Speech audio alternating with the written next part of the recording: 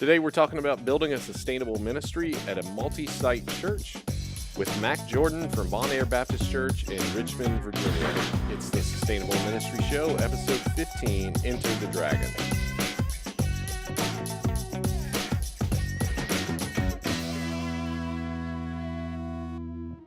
Well, hey everybody, we are back one more time with the Sustainable Ministry Show, and we are starting a few little segments interviewing folks who have been in ministry, most who've interacted with ministry architects in some way. And today we're sitting with Mac Jordan, and we're going to spend some time talking with him about his ministry there at Bon Air Baptist Church in Richmond, Virginia.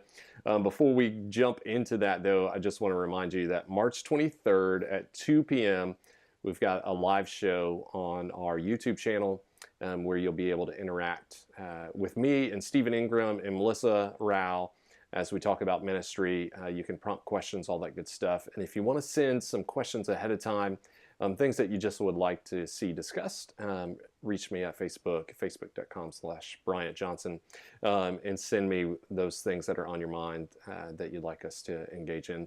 But go ahead and set your reminders, make a calendar item for you, put something in your phone to alert you to that live show. Maybe set up your DVR or your VCR. And record it if you can't be there. I think it's something you're not going to want to miss. So with all that said, Mac, welcome. Glad you're here with us today. Thank you for having me. Yeah. Tell us a little bit about, how'd you get started in ministry? Oh, for me, it all began in high school. I grew up being drugged to church as a child. Couldn't stand it. Thought it was the most boring thing ever.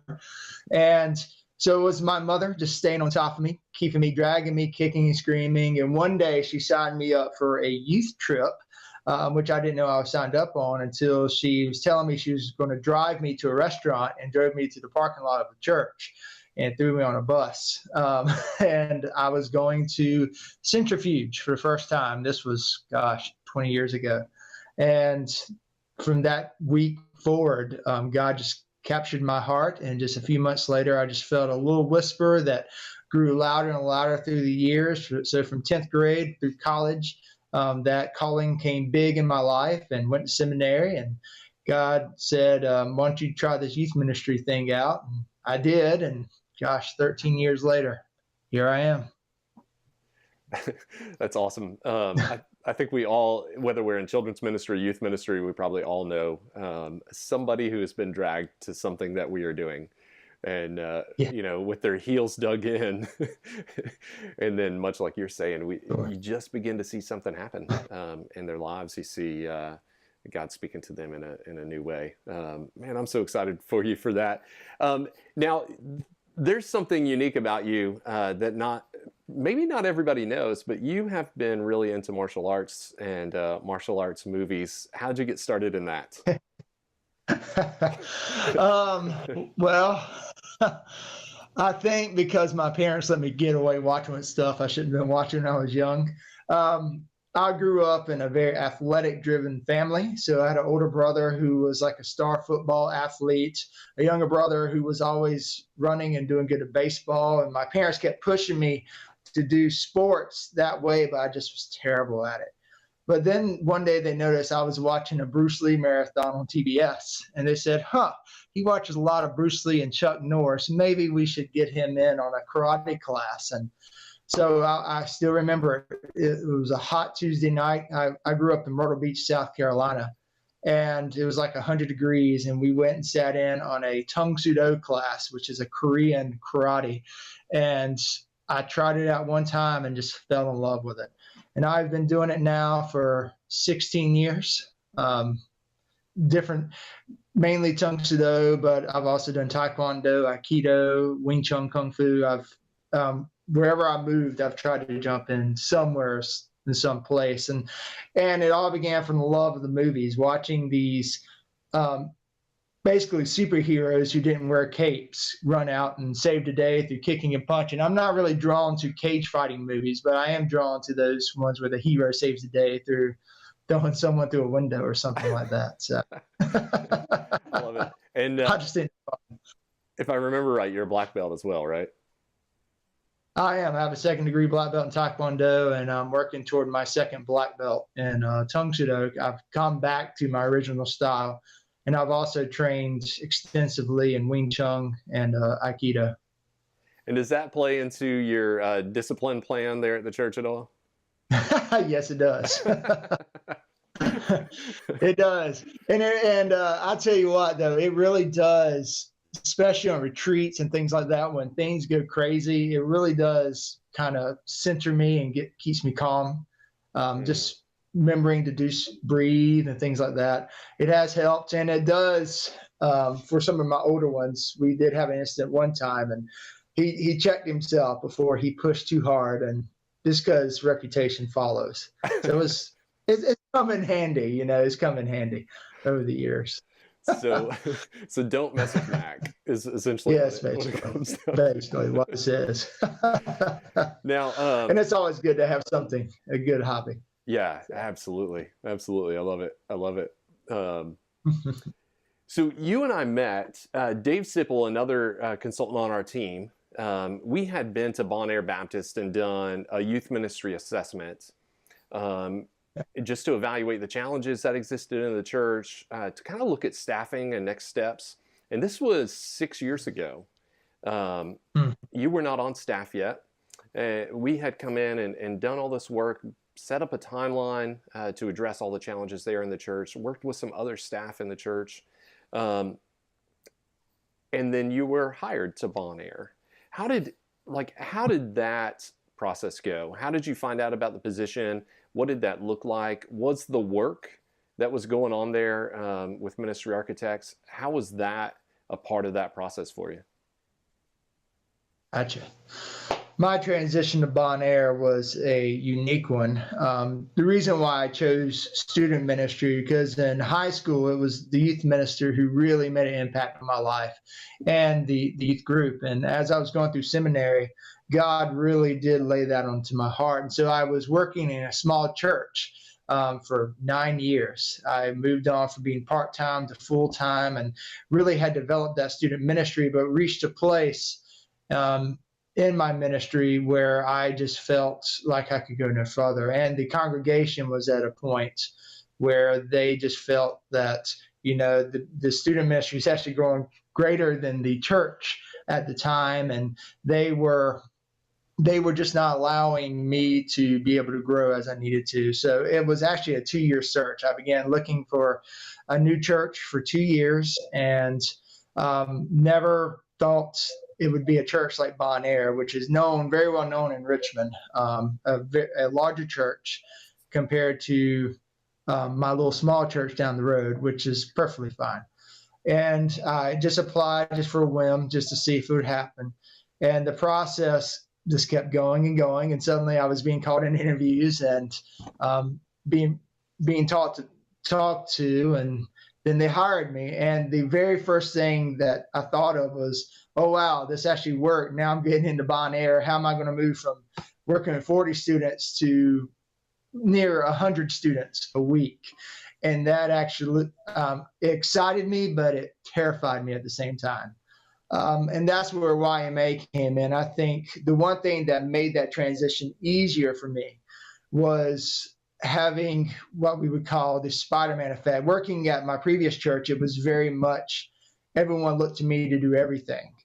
Where when I transitioned into Bon Air, they had already had 5 youth ministers in 6 years.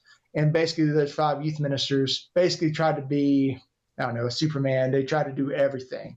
And one thing that was told to me going into Bon Air, working with YMA, was that you are not going to be doing this alone, because if you do it alone, you're going to be like the rest of them. You're not going to last long. And so I came into a big network of leaders who surrounded me, who equipped me. I had you, Bryant, coaching me. I was surrounded by adult leaders, by staff.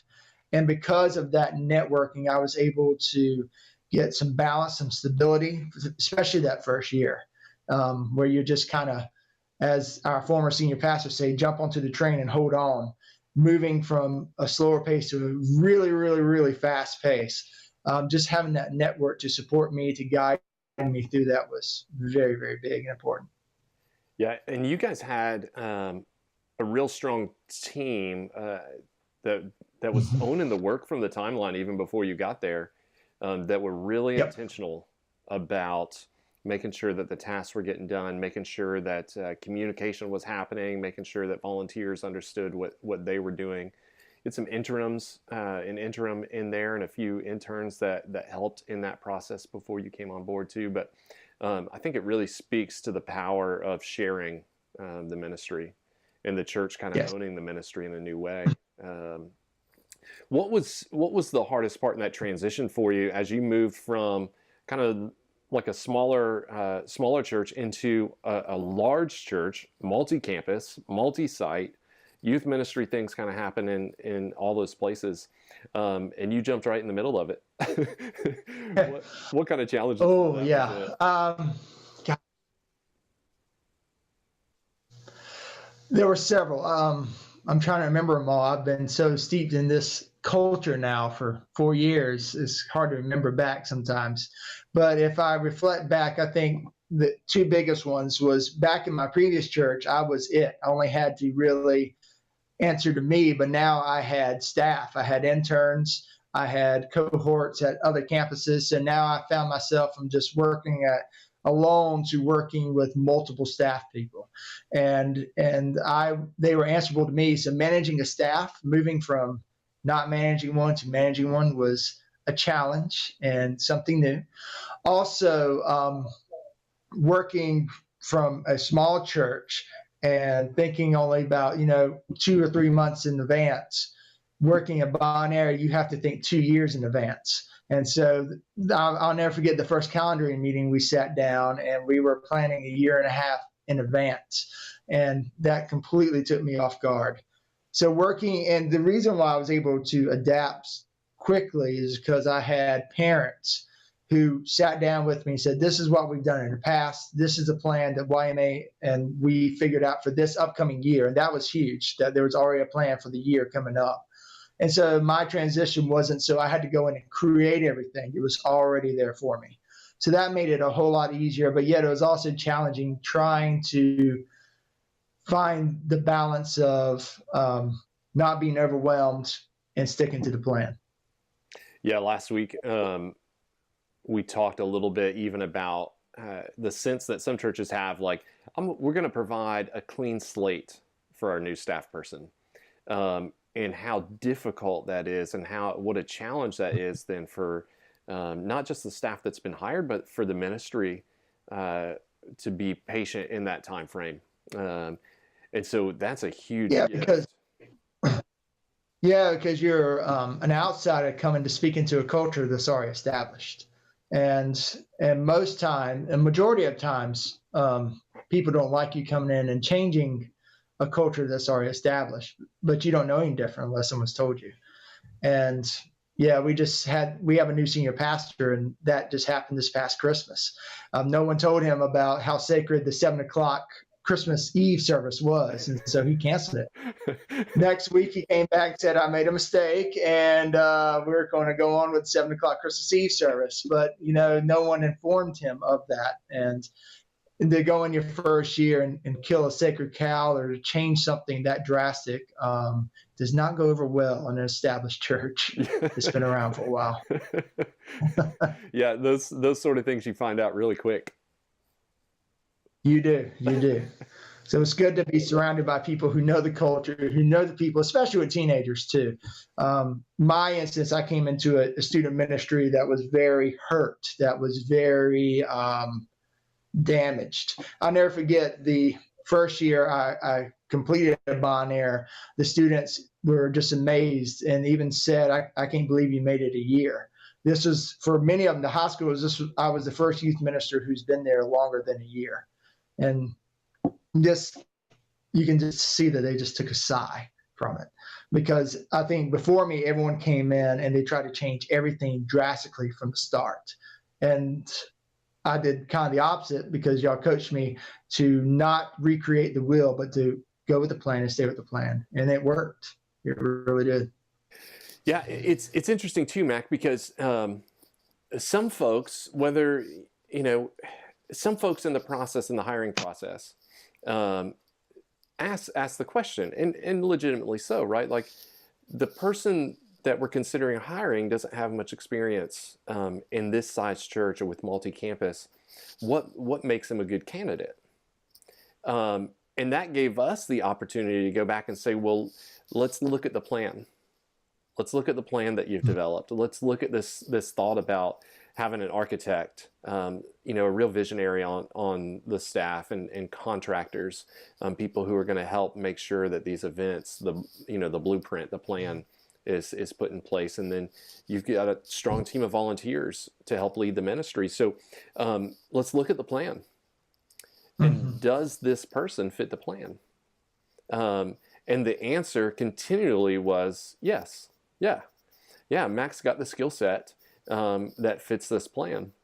And so your faithfulness to the process and the church's faithfulness to the process has been evident in the success of the ministry. Just the way that y'all continue to work together in those roles and as a team, because you want to see the ministry be great and be excellent in all ways, right? Not that there's not struggles or challenges, but for it to be excellent. And so just by being faithful to the plan, they got a right fit. They found the right person, and you've continued to excel in that. Getting to watch some of that close up as you and I work together, and then even being able to watch it from afar and seeing what's being posted on Facebook or the church website and different things that are happening. It's really neat to see how that plays out and to see a sustainable ministry that just continues to celebrate all that's happening. The other thing I want to ask you about, though, is in the multi-campus thing. Before we started recording, you were talking about some of the things that you're still working on to develop there. Can you talk about that a little bit? What are the next steps in multi-campus with youth ministry? Multi-campus youth ministry is a interesting concept because it really takes the idea of taking something that works and then basically spreading it out to other campuses. And with that comes a lot of complexities, a lot of forethought and thinking. And one of the biggest issues that we have had over the previous years, especially with transitioning from pastors, is the clarity of what are our goals and expectations.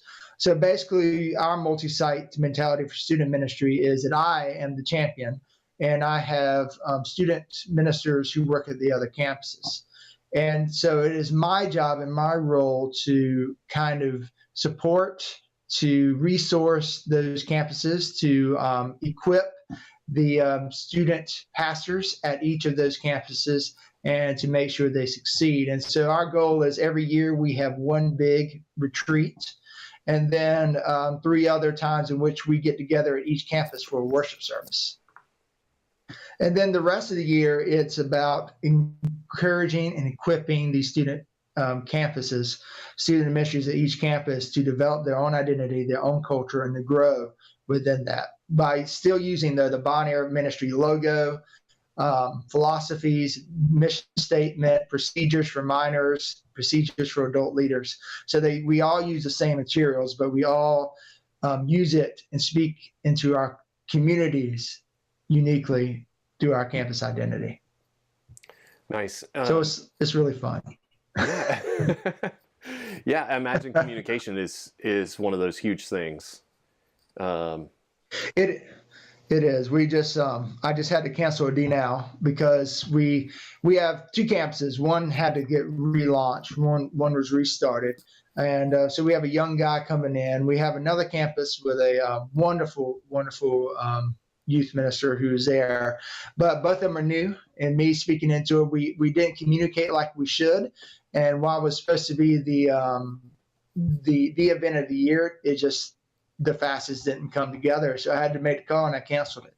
And that echoed out into what is happening now, which is a clarification of expectations and making sure that we as a staff really get what multi-site is about. So it echoes out throughout the whole church.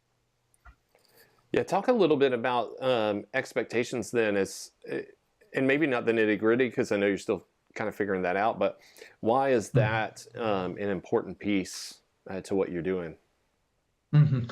So expectations, some of the real clear expectations that need to be expressed, especially in a multi-site aspect, that's way, at least the way we do multi-site, is for me having expectations of the student pastor's hours. So right now our student pastor hours are part-time.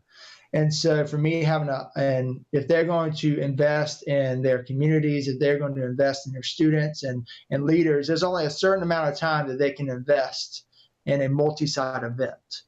And so me being aware of that coming in and them expressing that's very clear, but also turn that around. There has to be expectations them that if they agree to an event, if they agree to be a part of this ministry, then they need to make time and make space available in their schedule to make sure certain things happen. Also, they are to lean on the champion. We are about the champion system here. So I'm the champion. I'm the one I have the resources in the library. And so the idea is that each campus doesn't create their own curriculum. The campus uses a curriculum that that I've been using, that we have approved, and so they don't have to come up with something new. We all can use the same resources. And so what is coming together and what is working now is that we're all going to come together, create a vision for each year, and that works within our mission statement. And then they all can, I'm full time, so they all can use my hours and resources to equip them to work, even though they're part time, to make sure they have great curriculum, great leadership training, and use the resources of this campus because we've been around longer and have more staff and more of the needs that can resource to them. Yeah, and that it speaks so loudly to me, and that is that provides some clarity about what's happening, what the vision is, what we hope to teach our young people as they're growing up through the church, even if it's at a different location. Bon Air has said, this is who we are. This is who we are, and this is who we hope our children and teenagers to be, which is wonderful. It's also it's so funny too, because like if you're on staff in a church and your expectations are clear, you kind of know what the next steps are in the ministry and the work that you need to do. And when it's unclear, it often results in folks either not doing what's expected or trying to achieve every individual's expectations in ministry. And that happens whether you're in children's ministry, young adults, just working in Christian ed within the church. When it's unclear, we kind of scramble, right? And that it's not a matter of if it leads to burnout, it's when. It's when. So it helps determine success. And that is one thing that's been becoming evident too, because technically my title is the student minister of Bon Air Baptist Church. So technically, when everything comes to student ministry, it's supposed to fall on me. But if you were to go to one of our other campuses and ask them who their student minister is, they wouldn't name me. They would name Caleb at James River. They would name Sarah at the Village. And so my role isn't to be student minister of all of Bon Air, but it is the understanding of my role as, yes, I am the student minister of the Buford Road campus, but I am the equipper, the champion of the other campuses. So it takes wearing two different hats. It takes understanding your role as, yes, I am the overall student minister, maybe senior student minister, but I'm not overall the face of all the campuses as far as student ministry. So understanding that, because if I don't understand that, then I'm going to be overstepping bounds and be stepping on toes, and basically I'll be working myself to burn out super, super quick. And yeah, no, that's no fun. No, not at all. Not at all. It sounds like the question you're answering is, how can I help them to be successful? How can I help them shine in their work? Those people at the other campuses, and that's a huge gift that you give to them. So if folks have questions about multi-campus and what that looks like, and this has been a journey for Bon Air, and you guys are still figuring it out, but you're faithfully and intentionally working through that. Would it be okay for folks to reach out to you? And if so, how can they get in touch? Yeah, the best way would be through my email, which is Jordan@bonaerbaptist.org, and I can supply that to you to put on the podcast. And I can answer any questions, discuss how we've kind of muddled through this over the last 4 years and how it's finally getting to a place where I believe personally, and the staff believes, that we're about to excel. And we're seeing growth at all 3 campuses. We're seeing a common vision and unity, and I think we're moving in the right direction. Good. And I am Bryant Johnson, and certainly folks can feel free to reach out to me too, Bryant at ministryarchitects.com, or on Facebook, facebook.com/Bryant Johnson. And while you're there, don't forget to like us on Facebook. Just do a quick search for Ministry Architects. You'll find us there. Don't forget to subscribe to the podcast, whether that is on YouTube or in iTunes. Mac, before we go, what martial arts film, if we did not watch any other film, and we were going to watch just one martial arts film, what film should we check out? Oh my gosh, that's a huge question. Just one. I'm just going to go. I'll go with the stereotypical one, but probably Enter the Dragon. I'll just go with the most famous one. Yeah, that's Bruce Lee. It just has it all. Yeah, Bruce Lee. It's great. I love it's goofy, but it's great. So yeah, it's a lot of fun. Fantastic. All right, folks, check out Enter the Dragon.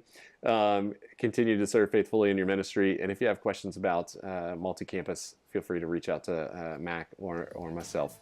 I hope you all are doing well. Mac, thanks for spending some time with us today. Thank you.